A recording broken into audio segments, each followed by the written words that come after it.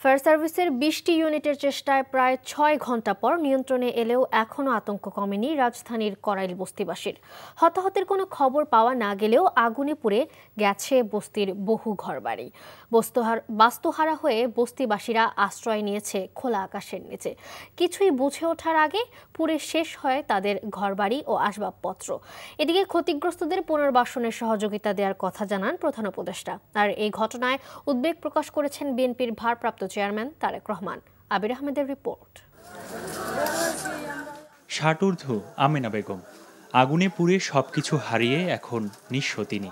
2 সন্তান থাকলেও অসুস্থতার কারণে কেউই কাজ করতে পারেন না, তাই এখন এভাবেই খোলা আকাশের নিচেই ঠাঁই খুঁজছেন তিনি।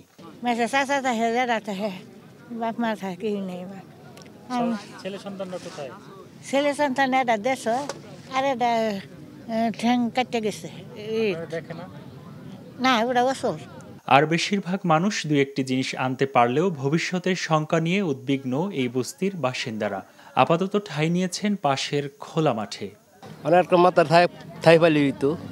খোলা পানি নিয়ে ঠান্ডার মধ্যে ঘোরাঘুরি করতেছি, কি করব, কিছু করার নাই। তো অন্তত মনে করেন যে কিছু নাই, তো রাস্তা ছাড়ার কোনো উপায়ও নাই, যে আমাদের থাকার কোনো ঠাঁই নেই।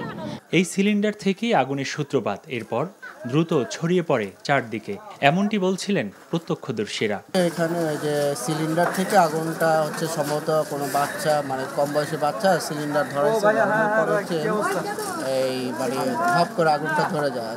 আগুনের খবর পেয়ে মধ্যরাতে ঘটনাস্থলে যান জামাতের আমির।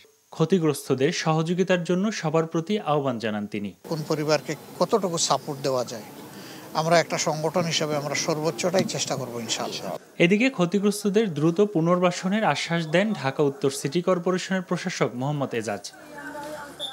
ক্ষতিগ্রস্তদের পুনর্বাসনের জন্য সব ব্যবস্থা নেওয়ার কথা জানান প্রধান উপদেষ্টা। আর মধ্যরাতে সামাজিক ও গণযোগাযোগ মাধ্যমে বিএনপির ভারপ্রাপ্ত চেয়ারম্যান ক্ষতিগ্রস্তদের প্রতি সমবেদনা জানিয়ে ক্ষতিগ্রস্ত পরিবারদের বিএনপি পরিবার থেকে সহযোগিতার কথা জানান তিনি। এর আগে বিকেলে অগ্নিকাণ্ডের খবর পাওয়া মাত্রই নেভাতে ছুটে যায় ফায়ার সার্ভিসের কর্মীরা। 6 ঘণ্টার চেষ্টায় আগুন নিয়ন্ত্রণে আনলেও নির্বাপনে লাগে আরও কয়েক ঘণ্টা। আবির আহমেদ, এনটিভি নিউজ, ঢাকা।